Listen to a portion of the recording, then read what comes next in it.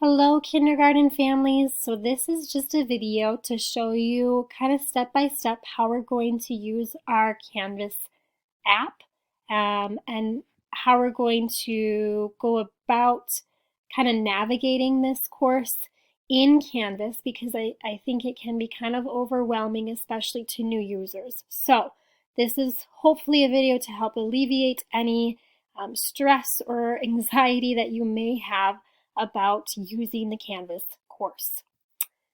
Now, when you have gone into Canvas, you obviously have already gone into Canvas because you're listening to the video right now, but I just wanted to review with you how you went there. You saw an app that looks similar to this on your student's iPad. So it looks like almost like a red flower. And I've kind of trained my kids to look at the red flower and to go there. Majority of my friends know what Canvas app looks like. We've used it for one particular thing, which is Compass right here, but that's it for Canvas in the classroom.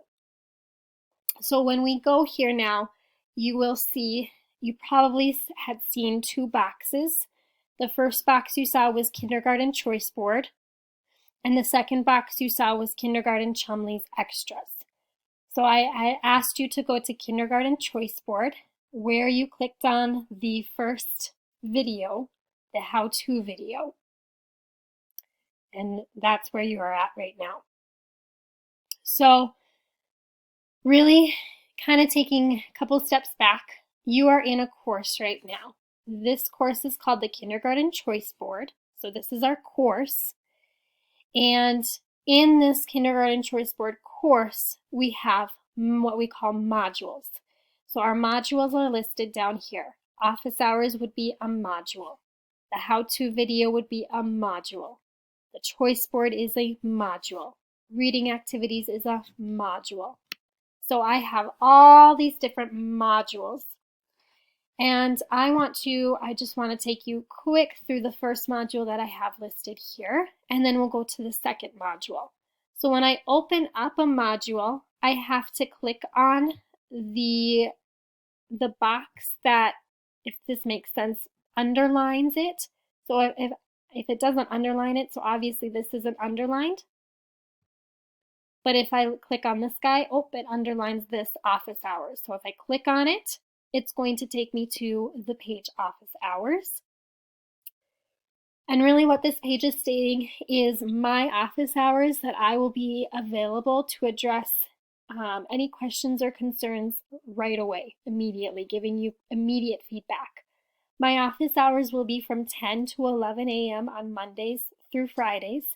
If you are not available to ask questions at that time, or maybe questions don't arise during that time, but they arise outside of that time, again, feel free to message me either through Messenger or through email, and I will make sure to give you feedback within that 24-hour period of time.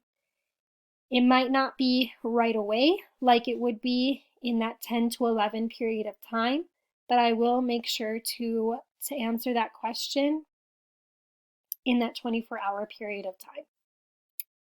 So if I go back to Choice Board, just clicking this link back, it's going to take me to the page of the modules again. The module that you will probably most likely visit the most is the Choice Board module. So like I said, this doesn't underline it, neither does this box, but this one does.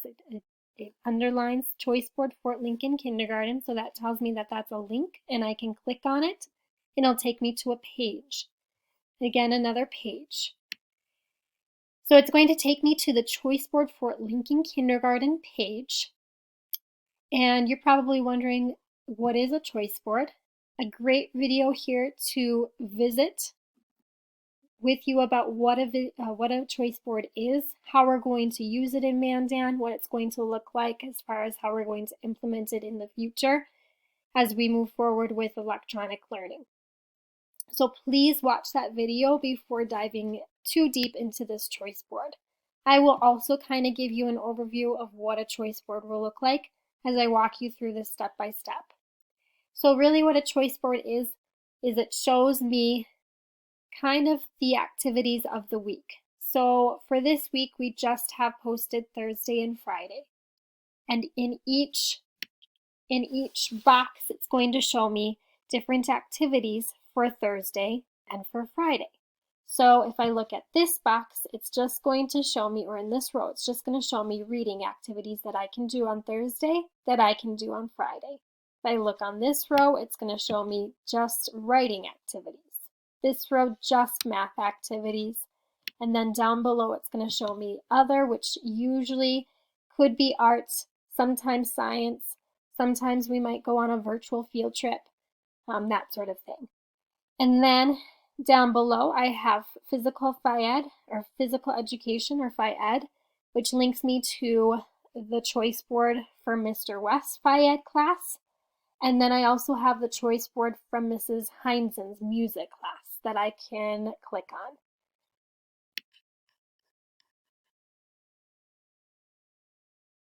Really, for a choice board, your child will just, it's their choice. They get to choose one activity that they would like to do for each activity each day. If they choose to do more than one activity for each day, that's great. If they don't, that's okay as well. When we look at this choice board, it's going to reference a lot of different links. So if I were to click on a link, it might take me to a YouTube video by Vivian French. It might take me to a YouTube video like this.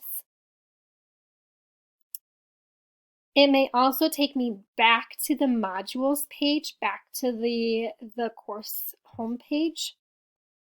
And if I go to this guy right here, because I know that that choice board was referring to Growing Frogs schema, I can click on this link and it's going to take me to a kind of like a handout that your child can fill out on their own. John, write what you already know about frogs, and then what new information can you add to your schema based on the book that you read on the YouTube video. So, like I said, the choice board does provide a lot of links to the modules that are already listed in that kindergarten choice board page. What it also references is different learning apps that your students should have already downloaded on their iPad. One of the apps that your student has on their iPad is the app Epic. It's a reading app.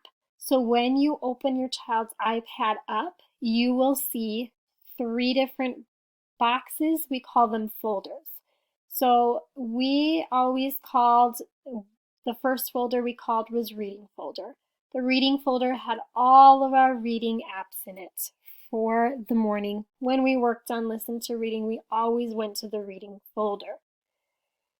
When we worked on math and when we worked on math on our iPads, we always went to our math folder in the afternoon. So your child should be able to find those folders and be able to navigate that on their own. But just a reminder that all of the apps that are corresponding to reading should be in their reading folder. All of the apps that are corresponding to math should be in their math folder. And all of the apps that are corresponding to writing should be in their writing folder. I will make note that there are a few apps that I did not download onto your child's iPad that are being referenced here in the choice board.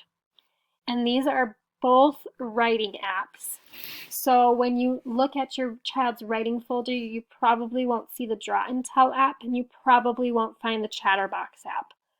That's okay, because it's a super easy download and it's a super easy way to get it onto your child's iPad. So here's how you do it. There are 2 additional boxes or 2 additional folders in the back of your child's iPad that are called stop folders.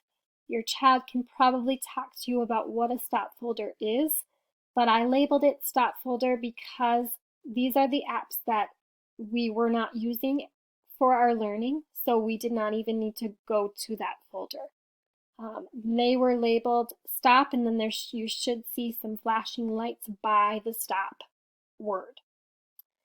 Now, in one of those two folders, you will find the self-service app. Self-service app looks something similar to this, and it's just like an app store. So this is where we get all of our apps that we can download.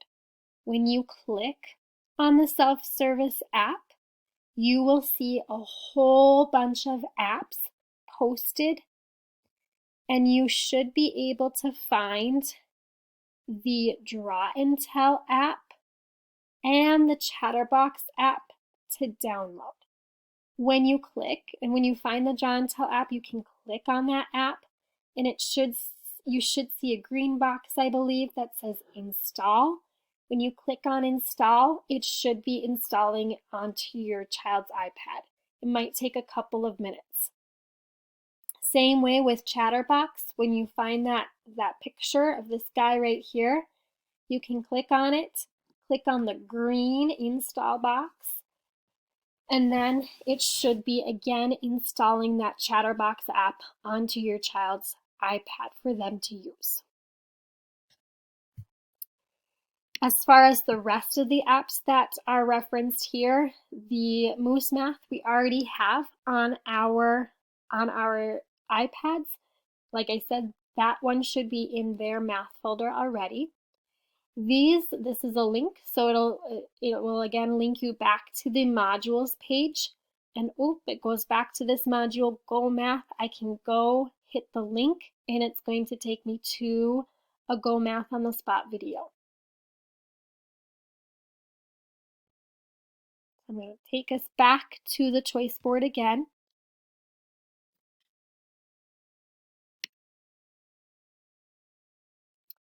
One other thing that I wanted to mention was that Compass, like I had mentioned earlier before, when it says do Compass Math on your iPad for 10 minutes, they should be able to find Compass. Compass is again found on their Canvas page where we're at right now, and then you can just link it to, you can just hit the Compass Learning Dashboard. With Math, it's going to be this green box right here. Math is the green box, so they want to click on the green box. With Reading, it is the purple box. Reading would be the purple box.